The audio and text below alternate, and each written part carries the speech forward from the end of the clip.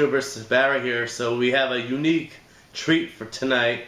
We have 2 beers here of the 3 beers that I got from Travis, or otherwise known as ColoradoFlyFisherman on YouTube. A bunch of homebrewers here on YouTube, as you may know, have been doing clones of the Stone R&R Coconut IPA, which was brewed by one of the partners or brewers of this beer was Ryan Reschan, otherwise known as San Diego Beer Vlog here on YouTube. So he inspired, once he posted a video about his recipe for the beer and how it differed from the mass brewed version, the one that was brewed at Stone after he won the AHA Homebrew Rally there. It inspired a bunch of homebrewers here in our community on YouTube to brew their own versions. So, and to get more coconut into the beer, because the Stone version, most people's biggest complaint was they could hardly taste the coconut, and that was just enhancing the mouthfeel and adding a little sweetness, but it wasn't adding much. There wasn't much deceivable coconut flavor. So Travis did two versions actually. He did just his own version, which he didn't do Ryan's adding of coconut in the keg too, so it'll be a little more hop forward than, you know, some other homebrewed versions you may see videos on YouTube of, like Puka and C, where it's more of a pina colada flavor than an IPA with some more coconut. And then here in this bottle is a version that he did with 100% brettanomyces fermentation. And I will link to his video about it, videos about this, both versions, so that you can get the full information. But with this version, with the non-Brett version, he did use the San Diego Super Yeast as the yeast. So let's first go ahead and try the regular version, so that we could compare it to the Brett version. So a nice bit of smoke, a nice crack of carbonation. The bottles, I believe, from the keg, so I'm really glad they're well carbonated. So for appearance, it's a bit hazy, probably from the coconut and from all the dry hopping. Maybe a little bit of chill haze, just I just took it out of the fridge. About a half finger of head in this glass. So let's go in for the aroma. Oh yeah, really tropical fruits. It's like that very West Coasty citrus, grapefruit, pineapple, mango, a little bit tropical, but it's mainly that like West Coast grapefruit with a little bit of that pith in the back to let you know that it's going to be a bitter beer, and then that floral character that comes with a lot of like the Centennial, Citra, you know, West Coast hops. You get, you know, to add just a little bit more character than just straight on juicy grapefruit. I don't get really any coconut in the aroma. There is a little bit of sweetness in the background, so it's pretty. It smells pretty. Yeah, it smells like a run-of-the-mill, you know, well done, obviously, IPA, and this comes in at 7.8%. So, like the Stone Ruination, which is about 7.7%, 7.2%, and this is like edging up on the double IPA category. So let's try it. Cheers to Travis and all the homebrewers and brewers of the R&R Coconut IPA. Okay, so there is a bit more sweetness in the flavor. I should really note that he shipped this, I'm reviewing this on a Monday night.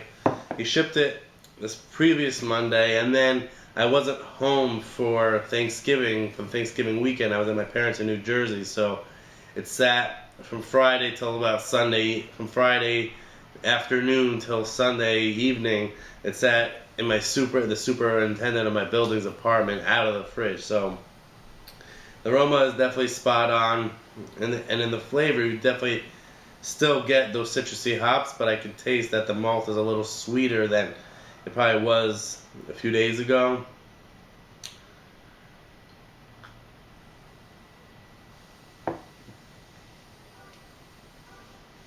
Definitely a medium body. A nice sweetness. I don't really taste much coconut. I think I definitely enjoy the hop flavor and the overall drinking experience a little bit more than the Stone version. But I feel I would have liked to try this like right out of the keg, right on tap, because once it leaves the keg, goes into the bottle, it's gonna fade anyway in the hop character. So there's a bit of tropical fruits, a little bit of that bready malt. I think you use Pilsner malt as the base, like that clean Pilsner malt base. You could take down the aroma, and a little bit of nutty coconut, but really the hops are really the star of the show here, with a little bit of sweet malt and a little bit of body from the coconut.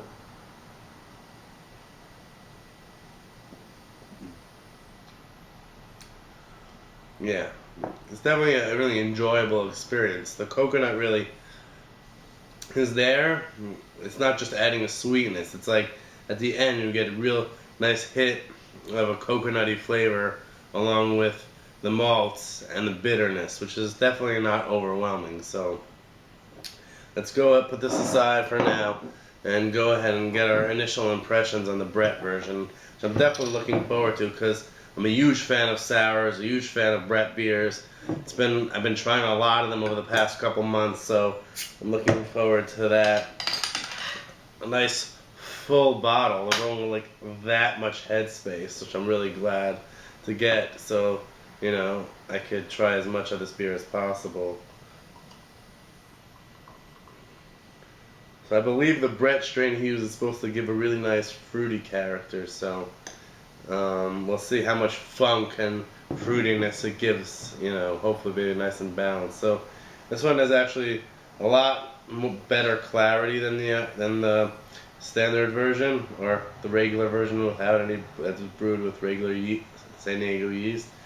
A lot better clarity off the bat, and definitely a much bigger head, like a full finger instead of a half finger. Nice tight bubbles. I don't know if you could see that, but it looks really nice in the glass. So let's go in for the funky aroma.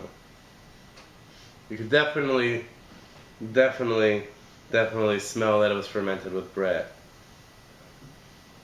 It's not like an extreme like goose or like framboise, like Belgian funk, but it definitely has that classic Brett, like tart, like semi-tart funkiness. Like it's like a perfumey, citrusy, funky aroma, which is really awesome because I definitely, from this aroma, I definitely know that I'm gonna enjoy this one quite a bit. So let's dig in.